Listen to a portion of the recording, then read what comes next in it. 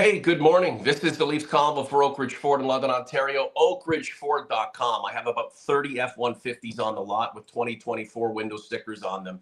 They have got to go. At Norman Oak Ridge Ford is where you're going to get your next truck, your next SUV, even pre-owned vehicles. I can help you out. And when you come to see me for a vehicle, you're helping the podcast, you're helping myself and Mike do our thing. It means so much. Big shout out to Dan, a podcast listener who picked up an F-150 from me last week. I'm also working on some deals with some of our listeners in Northern Ontario. I'm excited about that.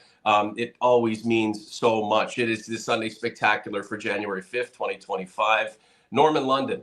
Mike in Buffalo. All of a sudden, Mike, the Leafs are on a bit of a run here. 7 wins in their past 10, 3 straight.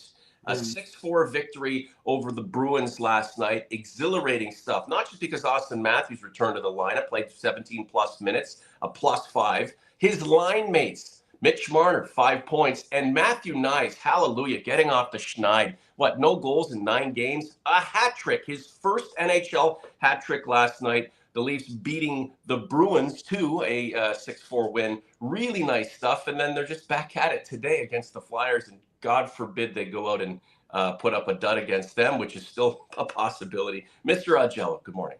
Good morning, Norm. Well, it does help, and not to rain on the parade, it does help when you play a team like the Islanders, who, I'll just be my usual uplifting self. They suck. They did lose to the Islanders too. They did lose to the Islanders, and that was the game after they played in Buffalo.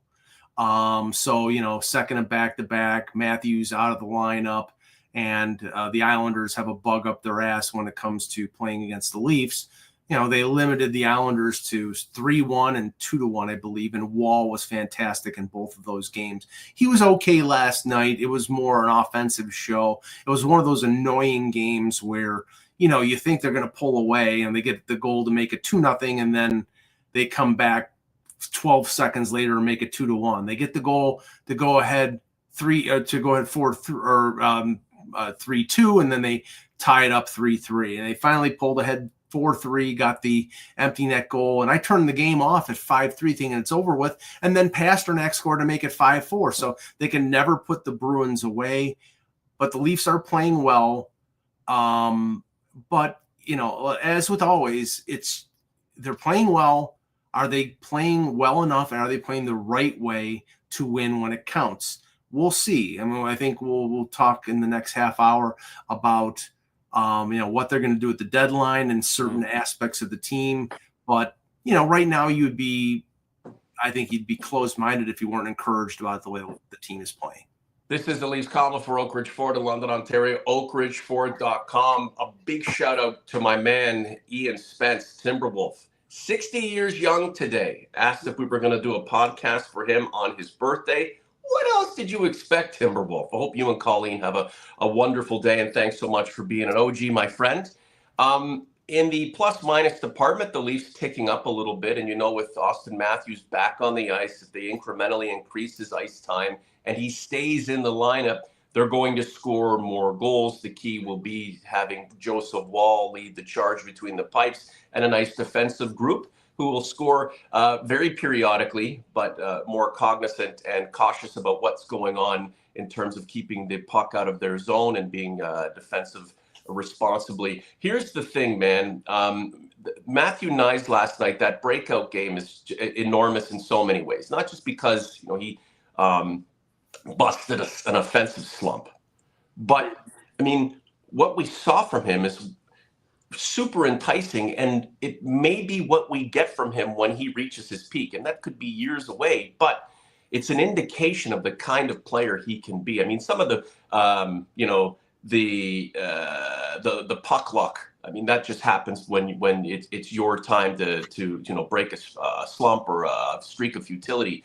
But just that big body down there, and it was commented on by a lot of his teammates about just how tough he is to move off the puck. And when you integrate him into a lineup situation with a magician like Mitch Marner and a bona fide goal scorer like Austin Matthews, what we saw last night is certainly indicative of what could be coming down the pike sooner than later, hopefully. Well, there were a lot of factors in why he slumped. Remember, he came back after that concussion, after the Zach Whitecloud hit, and he wasn't playing the same. He needs to go to the front of the net. That's where he makes his living. Yes, he is a big body. He's a excellent skater for his size and for any size. But it does help when you're not playing with David Kampf or Pontus Holmberg as your center. I mean, that's basically with Tavares as your number one and Matthews out. They really didn't have somebody to plug into the number 2 hole. So they were hodgepodging it. And sometimes he was playing with Nylander and, Holmberg or Camp, and it just didn't work. Then they switched it up every once in a while. And sometimes he was playing with Tavares and Marner, but I think he's got chemistry with Matthews. I think it works. They work together in the offseason. They're both Arizona guys. And I think that his future with this team, which is going to be long, because I'm fully expecting them to sign him to an extension at some point. And they can do that anytime, can't they? They can do that. His contract is up after this year. He's a restricted free agent after this year, so he's eligible to sign an extension. And the talk a couple weeks ago was that they had re-engaged with his agent about an extension. It's going to be expensive, but I think that it must be done. And he's a unicorn for this team. Can I ask a real quick question, just to off of what happened last night and what could be to come with him if he gets hot? Does that not put the Leafs in a tougher position, right? Why not do it now as opposed to in 15, 20, 30 games when this guy's gone on a 25-game point run and looks a lot better then than he does now? Well, you could say before last night it would have been more beneficial for Knies to get the deal done because he hadn't scored, and now is it more, or vice versa? Is it more beneficial? It's the ups and downs of a regular season. I mean, what's the threshold though? What's the top end? What's the acceptable end? I mean, remember he's I believe 22 years old. I think at the top end he's a 35 goal scorer. I don't think he's a 50 goal scorer. But he's got the speed, he's got the physicality, he's got the ability to be he is unusual for this team because, Nylander dazzles you with speed and his shot, and he can score from any place on the ice. Matthews has got the brilliant one-timer. Tavares is excellent in front of the net. Marner is a premier playmaker. Matthew Knies is somebody who goes to the net, and he's strong, and you could see on that one goal, and he's got the skill on the one goal where he goes to the front of the net and then does essentially a 180, and that goal was incredible. I mean, they don't have anybody in the system in their system like that. So it's not really the type of goal you'd expect from him, right? More crash and bang kind of stuff. But if you can get him, especially after going through that run where he was gripping it too tight and nothing would go in for him, everything happened in almost a perfect way at a perfect time last night. Mike, Kevin R. still think Robertson needs to be removed from the third line, replaced by Domi and a bigger, more reliable center. Team looks pretty darn good, though. Right now the team is trying to compose itself in the right way to take a major charge towards winning a division, potentially a league title, and then going into the playoffs and getting to 2, 3, 4 rounds. Wouldn't that be great? But you can't get into March and April and not really know who's playing where. I mean, the interchangeability of this team is a good thing to have, but we want to ingrain in a way that we know what we're getting. Teams know what they're getting, and they just can't handle the fucking guys. So you have a Matthews Marner line potentially up at the top, and then Tavares and Nylander on the second line. I kind of feel like that third line was integrating really well, kind of coming together. Do you think that's just kind of smoke and mirrors, Mike? Do you think that there will be some changes to the third line? Maybe Robertson is demoted a little bit, or do you think that they are solidifying their places, that a third line that can crash and bang a little bit and do what a third line typically has to do, but can also provide the offense, and certainly an offense that was sorely needed for a long period of time this season? I mean, that line has been probably their best line the last 3 weeks. with Matthews out. The most Right. effective line has been Bobby McMahon, Max Domi, and Nick Robertson. I don't get Leaf fans and in terms of their animus towards Nick Robertson. He's not a big player. Fine. Right now, he's been playing much better defensively. He's been feisty. He's, now he hasn't scored a ton of goals, but he's scored a lot more goals than he did earlier in the season when he was struggling. Now, you could say, do you think that he is somebody that in a playoff scenario is a perfect fit? Maybe, maybe not. I mean, right now, it's like, last night, I think the Max Domi face-off loss that led to the goal at the end of the second period that made it, I think it was 3-3. I mean, that's the reason why Max Domi is not a center. They have to use him at center. They've had to use him at center because Matthews is hurt. Ideally, Max Domi, I think, is a winger on this team, but right now they're forced because of injuries and other instances that they have to use him in the middle, and that line has been effective. I think ideally Max Domi is either a top six winger or a third line winger, but not a center. And so if there are changes to that third line, the focus wouldn't necessarily be on Nick Robertson. No, I mean, remember, Nick Robertson's making less than $1 million a year, and he has scored for them when he's gotten the opportunity, and he's become less of a defensive liability. Now, if you want to make the argument that you're going to go out at the deadline and trade for a center, and Nick Robertson may be the price that you pay, and yes, you can move Domi to the wing and have whatever center. If that center that you're trading for is somebody who's under contract for a year or two or longer, then that's something. Because Nick Robertson is 23 years old. Did I read somewhere that Yanni Gourde would approve a trade to the Leafs? That was what Pierre LeBrun reported a few weeks ago. And, Pierre is one of the best in the business. So, I mean, the interesting thing about, where this team is, okay, they struggled without Matthews a second time around. They were 7-2 when he was out the first time. When you lose one of the best players in the league, you're going to struggle. I mean, eventually that's going to rear its ugly head.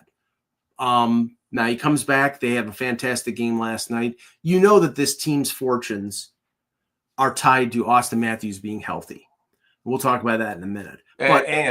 And getting a sense of who the number one is, and we'd expect it to be Joseph Woll, correct? I mean, again, it's nice to have a body back there, Mike.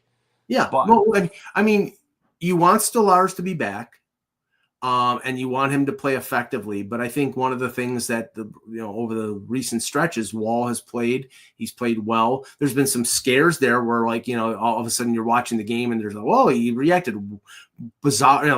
It's like he tweaked something. I mean, every time he limps, every time he takes a wrong step, people are thinking something is wrong. We're cautious because of his history. And if you think that we're on pins and needles, can you imagine how he feels anytime he has to, do a split save or stretch or do anything that's, a little out of the ordinary for him, because you just never know. I mean, considering everything he's been through, let's hope he can stay healthy. Michael Mathieu, the boys finally bailed out the goalie instead of the usual.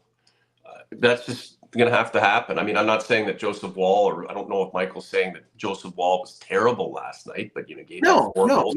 And the Leafs provided the offense that they're known to provide when 34 is healthy.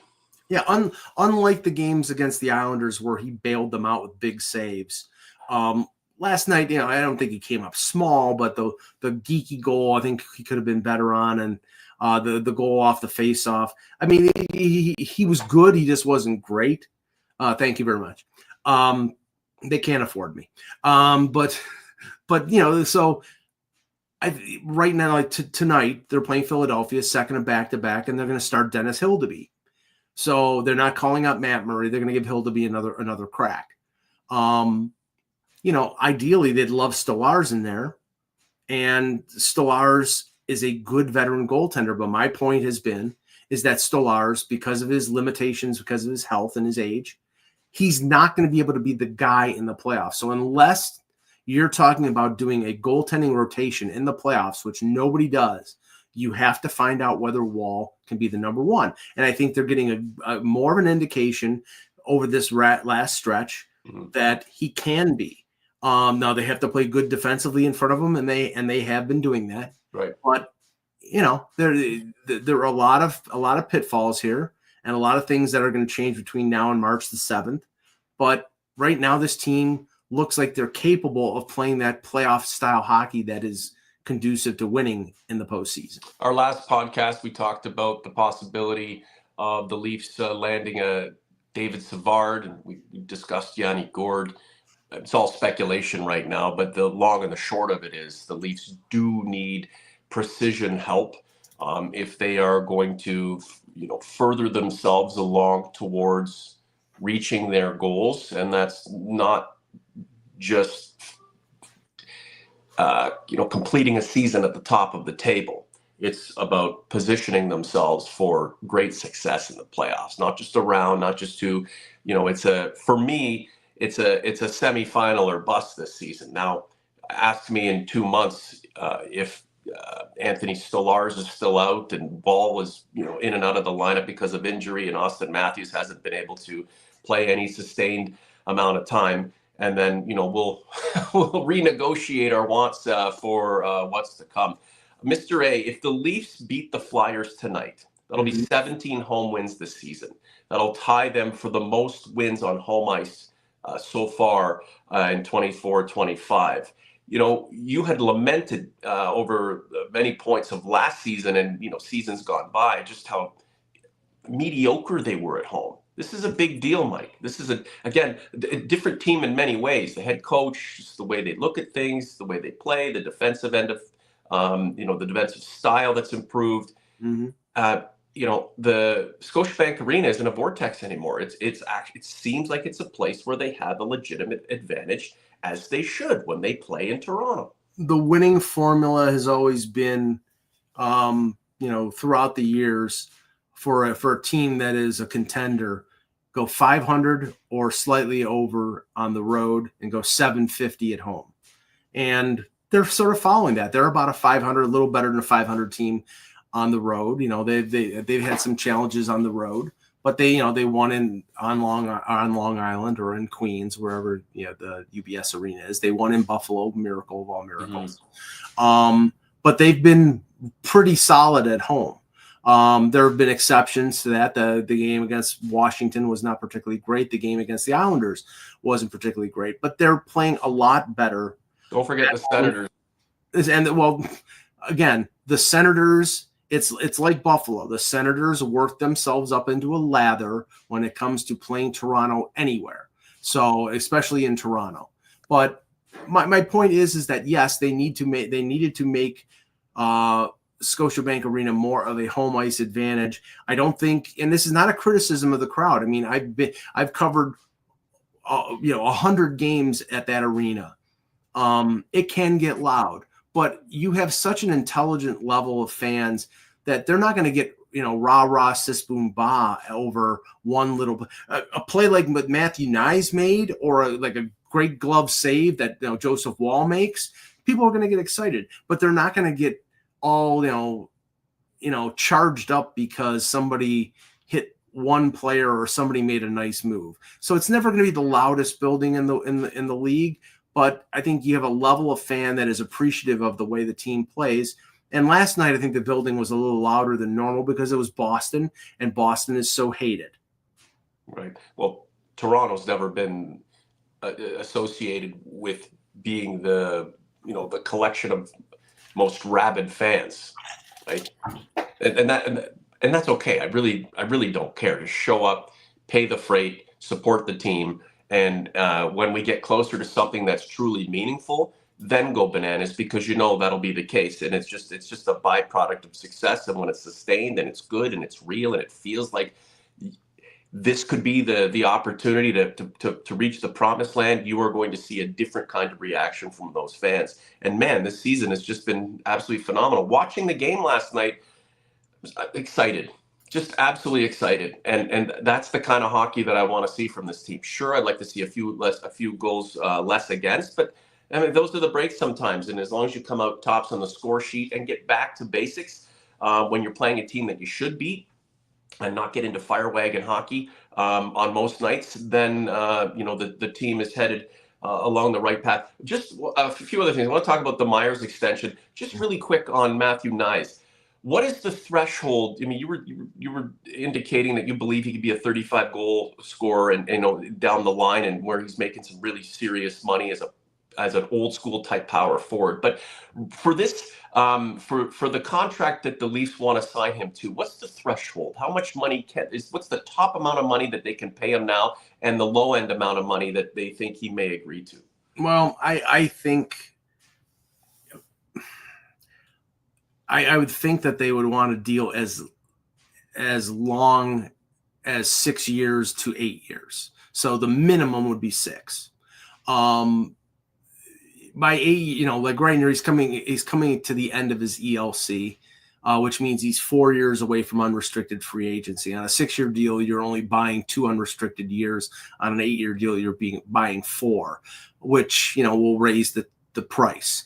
If you believe, and if I think the Leafs believe he's a 30 to 35 goal scorer, then you're probably talking at the absolute minimum at 6.5. Wow. And probably you're talking in the 7 to 7.5 range. Do you think the Knies camp has an appetite for this? Do you think that's what they would like, or do you feel like they'd prefer a bridge deal to get to a place where they can start making some major Skrilla and kind of test the market? Well, I don't think if they're talking extension right now, I seriously doubt they're talking bridge deal, because all that does is push the ball down the road. That's right. Really you here in this instance, you want long-term security, especially where this team is right now when it comes to their forward situation, i.e. Mitch Marner. There's no security there. You don't know what's going to happen. The cap is going up. Knies is already, when Matthews is out of the lineup, who takes Matthews' space on the power play? Matthew Knies. Who's on the top line with either Tavares and Marner or Matthews and Nylander, one of those? Matthew Knies. He's part of that group. Now, does he have the resume yet to demand the type of money that those guys do? No. But to give him a long-term deal now, you're going to have to pay him money that maybe he hasn't earned yet. Right. It's the projection. And that's why they pay data guys and experts the big money that they do. And if you're going to roll the dice on any kind of player, Matthew Knies might be the one, considering he is just such an old school throwback type of hockey player. That big bulky guy who can get in the way, muck it up, and score 20, 25, 30 plus. I mean, that's the projection, and we're seeing little drips and drabs of what's to come. Especially last night, it was phenomenal. This is the Leafs Convo for Oak Ridge Ford in London, Ontario, oakridgeford.com. I'm the guy you're going to get your next vehicle with. It does not matter where in Ontario you are. We can do things remotely. That's how I work with the OGs and converts on a weekly and monthly basis. We do things over the phone. We do things over Facebook, text, Instagram, through YouTube. I'm going to be here for you. 30 F-150s on the ground right now. They've got to go. Huge discounts. Reach out to me. You will not be sorry. And when you do, you support the project. Like the content, subscribe to the channel. I'd like to see about 1,000 views of this Sunday Spectacular, back where we belong, before tonight's Leafs Flyers game. So let everybody know. And if you get an indication that the show is up and going, watch it, because the content's phenomenal. Mr. Augello, without his glasses, Mike, are you're just not wanting to see this ugly face on the other end? It was the glare. I was just trying to cut down on the glare. I looked like look at you, just all about aesthetics. Phillip Myers last night, 17 minutes, 32 seconds of -1, 2 shots. I mean, hey, you never know. He might be the guy on the back end who starts providing the offense. 2-year deal, about $850,000 a season. Yeah. Must be nice to be the 7th defenseman on a group of blue liners and making nearly $1 million a year. What does this indicate to you, that they'd like to just have this guy around and they think there's some potential there, or is just this housekeeping? We need a body, pay him the standard, move on. Well, I mean, if you look at the philosophy of what Brad Treliving has done with the defense, it's like they signed Tanev to a 6-year deal. No, we don't think he's going to finish out 6 years, but because he's in his mid-30s.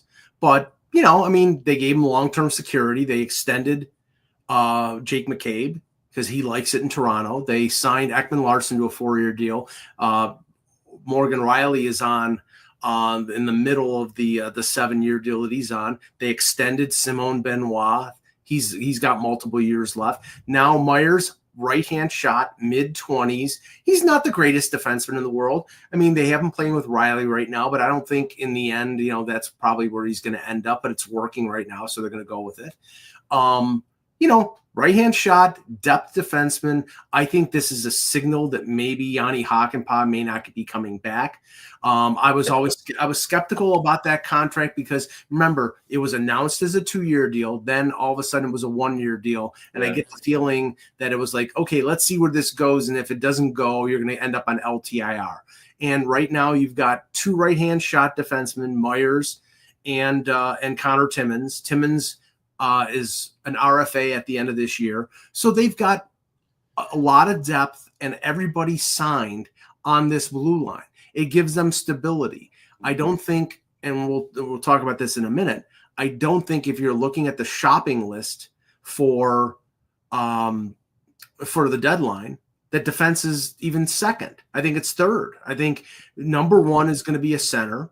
Number 2 might be a goaltender, depending on the health status of Wall and or Stolarz before March the 7th. And third will be a defenseman. Now, would they like to get a right-hand shot to play with Morgan Rielly? Sure. But I think that in the interim, they've got the shutdown pairing in McCabe and Tanev. I don't think Ekman Larsson with Rielly is a good fit because I don't think Ekman Larsson playing on the right side is a good fit. And I don't think Rielly playing on the right side. There's a lot to the left-right thing. If they can find themselves a right-hand defenseman, fine. But I think in the absence of them being able to go out and get somebody at the deadline like a David Savard or whoever, they're going to say, we got Myers, we got Timmins, we'll plug somebody in. And I think they're going to use their capital when it comes to the deadline on a center. What kind of maneuverability does Myers have? If they need to move, if they need to get him out of the way for a bit, can they just shovel him across the Gardner? They can, but I mean, then you're talking about. I mean, you could say, well, one of the benefits here of, he's not waiver exempt, but will somebody want to pick up Phillip Myers, who's got 2 more years on a contract? They might at $875. $875 is almost league minimum. Right. A right-hand shot defenseman who's playing well, you don't risk it. Right. I mean, that's the thing. They don't have much flexibility when it comes to sending players down to the Marlies. So I think right now they're going to maintain the 8 that they have right now. Mm-hmm. And if they make a trade and add a defenseman, it might be Connor Timmins gets traded in the deal as a maneuver. Kevin R. Yanni Pakin watch, and that's just apropos because I've been spending the last couple of seconds penning my Yanni Hakanpää eulogy. The era that never was with the Toronto Maple Leafs, all of about 2 words: see ya. It's just, it's all about bodies, right? You bring people on with the hope that they can be a part of what you're trying to accomplish, knowing that the injuries had plagued that individual up to the point of signing them. And there's an expectation that you just have to temper, especially when somebody is in that kind of situation. The good thing is, and you hit the nail on the head, the Leafs have quite a collection of personnel when it comes to defensemen. Are they all superstars? Absolutely not. But is their general mindset to keep the puck out of their own net, led by guys like Chris Tanev? I mean, where would this team be without him? It's really refreshing. And with Austin Matthews coming back, Matthew Knies breaking out last night, Mitch Marner kind of the glue, doing his thing, Tavares' resurgence, William Nylander potentially scoring more goals than he ever has in a single season. Things are looking pretty damn good, but they can fall off, and that's why you have to be cautiously optimistic about what's to come. Steven Sakrop, I think it's time to move on from Rielly if you want to re-sign Mitchie. I mean, I don't know if that's rooted in discontent with Morgan Rielly. It's just maybe more X's and O's, more mathematics when it comes to keeping 16 versus a guy like Morgan Rielly, who no one can ever reconcile with and learn to appreciate. And I mean, that's just the thing. Mike, let's quickly just go over what's your, if you have any like prognostications or any predictions regarding who the Leafs may sign, because I know people really like that part of podcasting and hockey talk. So hit us with some names, and we'll go from there, and then we'll shut her down. Okay. In terms of their center pursuits, now I was a little surprised that Elliot Friedman mentioned the JT Miller thing. JT Miller, that makes no sense. He's making $9.5 million. That makes no sense. That would, if you're trading JT Miller to Toronto, a guy like Rielly probably would have to be involved. The Vancouver guy, I don't think Rielly is waiving his no move to go anywhere. So I understand. Okay. Up until last night, Jake McCabe, he was the first defenseman who scored a goal since November 30th. I get it. Morgan Rielly is still, he's still the minutes eater on defense. He's still the point guy on the power play. $7.5 million is not a ridiculous amount in terms of paying a top defenseman. Is he the best number one defenseman in the league? No, but their defense 1 through 6 is a lot better than it used to be. But why do we care if Morgan Rielly's putting up the offensive numbers he has in the past if that's not an issue for the team in general? No, this is the best collection of defensive-minded players on the back end the Leafs have had in years. But it's clearly an issue to some people, and I don't get it. I mean, it's like, okay, he's not the defenseman he was 3 years ago. Okay, fine. But he's still a pretty good defenseman, and he's, 31 years old? I mean, he's in the middle of his prime. I mean, in 3 years, okay, fine.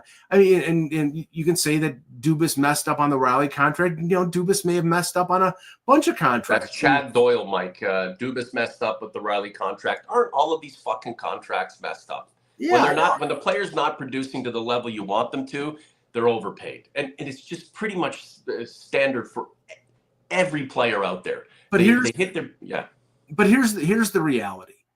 Nothing is going to get done with Mitch Marner this season. Nothing.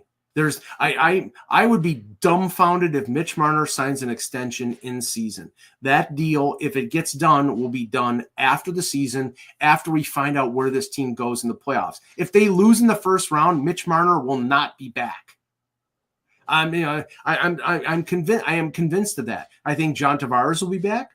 I think I think they'll extend Matthew Knies. They've got their defense locked up. They've got their goaltending locked up for another year or two, or even longer in the but right now, in terms of Mitch Marner, that's not going to that dog won't hunt until probably May or June. But when it comes to the pursuit of a center, I know that Elliot Friedman has reported they would prefer to get somebody with term. Obviously, they would prefer that because they would like to, pay what teams normally pay for rentals for somebody who's an answer for more than a year.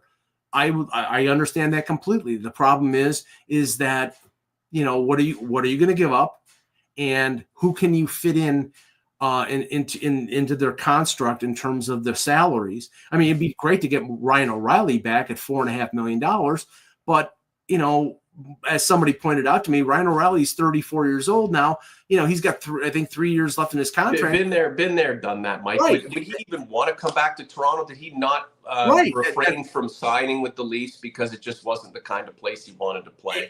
Exactly. I mean, the names out there, and we'll hear more, but the names out there have been Yanni Gourde, and thank you, Michael. That was exactly where I was going to go. Yanni Gourde and Brock Nelson, who are both rentals. Now, it's tantalizing out there to hear about Jonathan Toews. Yeah, that would be great. But the problem is Jonathan Toews, from what they're saying right now, he really hasn't ramped up physically to get back into the league after dealing with some issues with, some health issues, which I'm not 100% Whether there was partially concussion, Right. there was also, he went to India, he went, so like all the, like he consulted a guru. Like, I don't know. I mean, I'm not making fun of him. Right. He can tell a podcast he wants. He may not be done playing, but Right. it's one thing to be a project for a team. It's another to be put smack dab into the middle of a playoff chase, centering a line on the biggest team in hockey with so much pressure riding on success this season. The guy is a Hall of Famer. There's no doubt about that. He's won 3 Stanley Cups. He's an incredible player.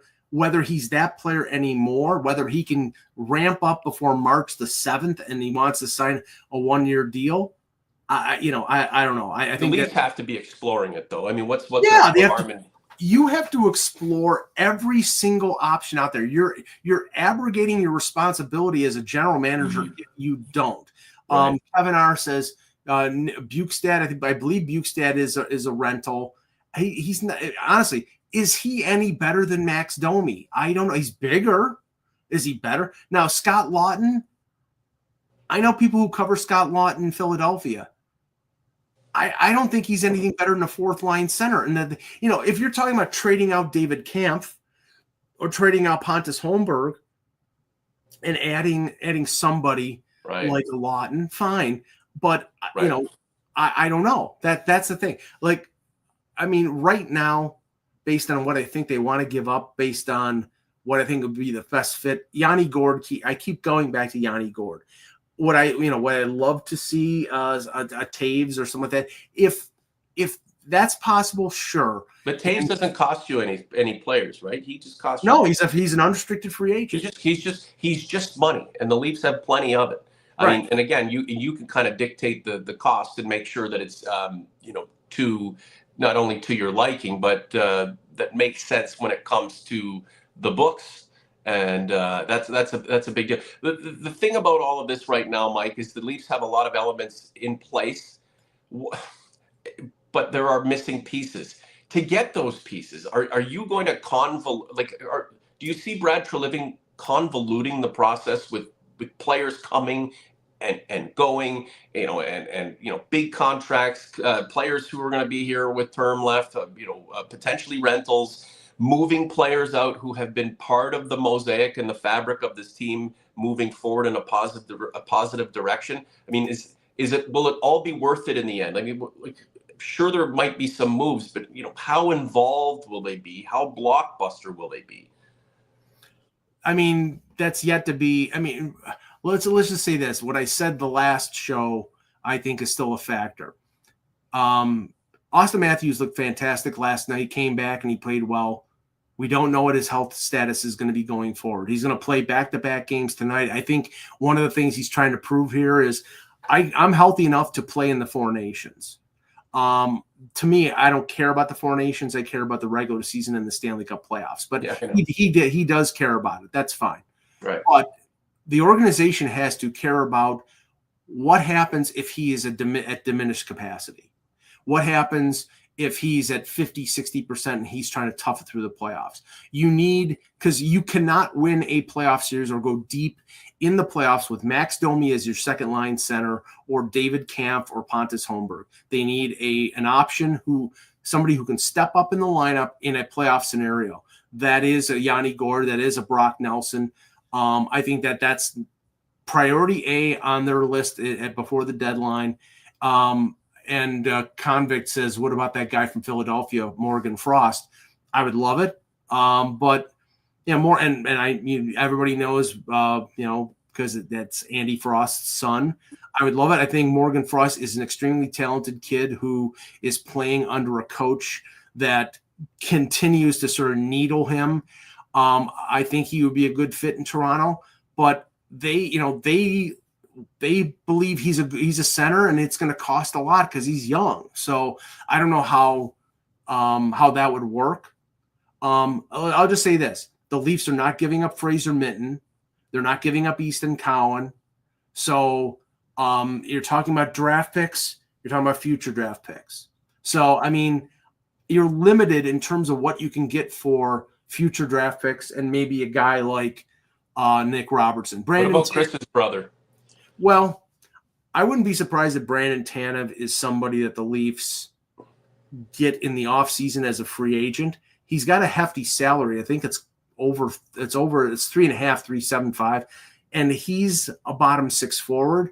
I'd like him, but he's not a center. And I think, again, they have to keep their powder dry, so to speak, when it comes to going out and acquiring somebody that hits in the place that they need to hit.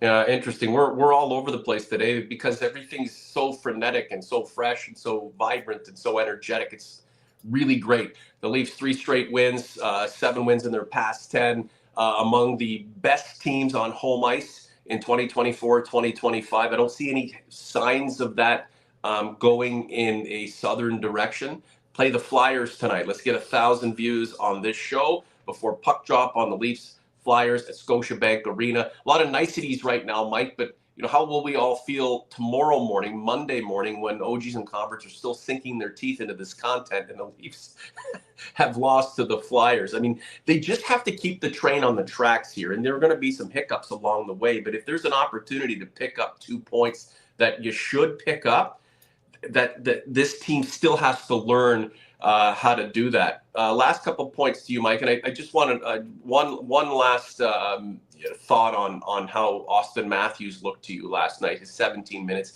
and if you believe as the games go forward, those minutes will increase.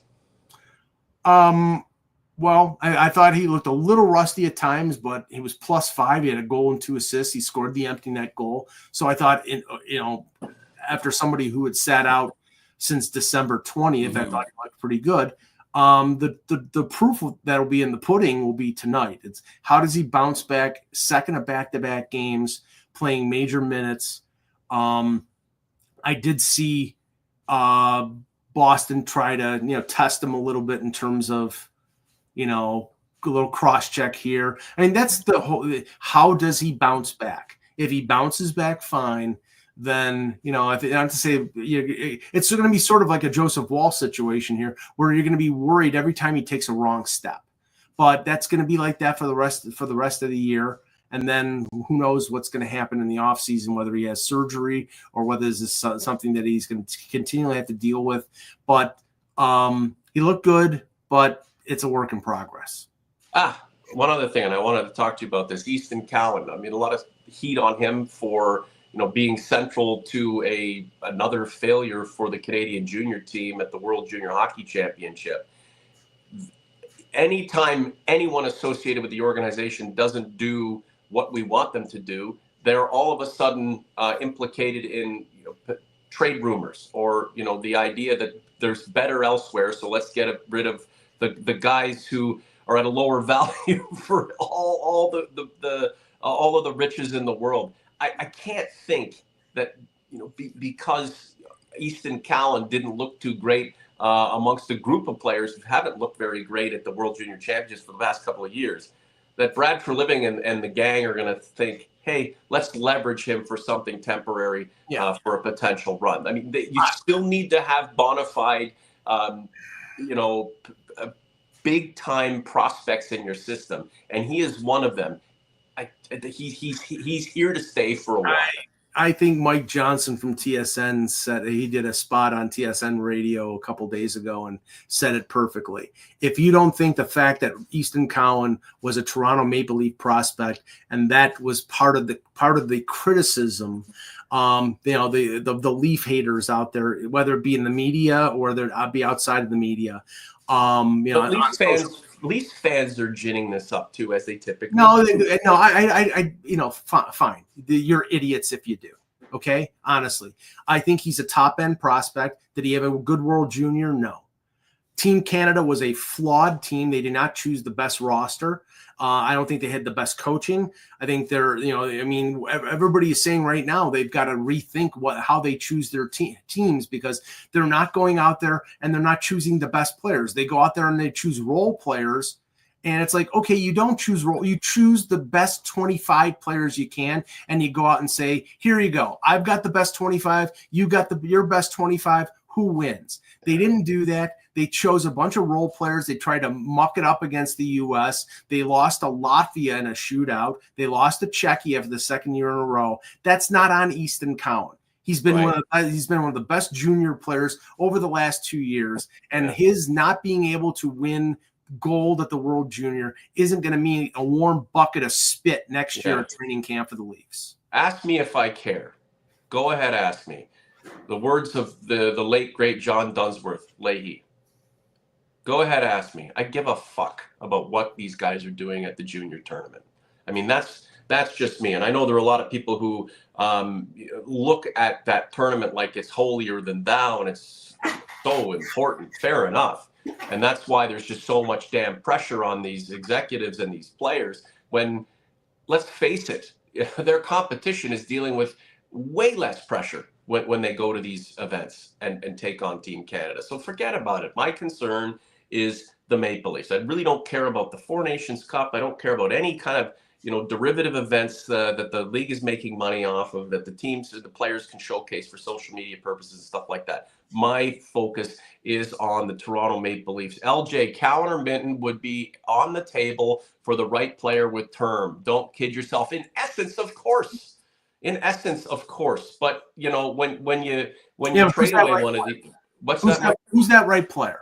Right, and that's the thing. In essence, everybody's available. I mean, if you could swap Austin Matthews for Connor McDavid, one for one, and the terms were similar, you'd consider it, wouldn't you? I mean, again, if you're saying Dallas wants Easton Cowan for Wyatt Johnston, okay. Do you think Dallas is trading Wyatt Johnston? Not a friggin' chance. It's like, there are players out there that are on entry-level contracts or on second deals that are making a lot of money that I'm sure the Leafs would consider trading one of their top prospects for. But those teams aren't trading those players. Right. So that's what it's like, okay, are you going to trade an Easton Cowan for like somebody like T-Sack is saying, Chris Kreider? No. Chris Kreider's over 30 years old. Right. You're going to trade a guy who, you don't know what he's going to be, but you're going to trade a guy who you get 7 years of control out of. Right. The first 3 at a bargain basement price with a team that has been capped out for the last few years. That is a factor, folks. It always is. The beauty of this media, Mike, is we can all have our opinions, but hopefully we have a shared opinion that is uniform. And that is a belief that each one of us feel that the Maple Leafs are our team, and we all want them to be better to a degree that puts them in contention for a damn Stanley Cup, right? And of course, there's no sure thing. But if you're going to make a move to take your top prospect and send him to another team, you better be nearly sure that what you're getting back is going to pay dividends. And not just a temporary way, but a long-term way. Mike, we've been kind of going at it here. I gave you the last word, and we just expanded on it, as we typically do with the Sunday Spectacular. Anything else you want to add to the show before we shut her down? Nope. I think we covered it. Right. OG's converts, like the content, subscribe to the channel. I'd love to see 1,000 views for this show before puck drop on the Leafs Flyers at Scotiabank Arena tonight. If they can pick up a win, that'll be 17 home ice victories in 2024-2025. That would lead all teams in the league, and a nice turnaround when it comes to getting things done on home ice. Because if you can't win on home ice, I'm sorry, you're not winning jack shit. Mike, we know for a fact, the next show we do, it will be a Sunday Spectacular. But in the interim, if anything breaks, will you be ready to go? Oh, yes. Mr. A, thanks so much. OG's Converts, we appreciate you. If I haven't wished you Happy New Year, Happy New Year. Enjoy 2025 with us. It's going to be a great run following the team that we all love so much, the Toronto Maple Leafs. For Mr. Augello, I'm Mr. James. The Leafs Convo for Oak Ridge Ford is out.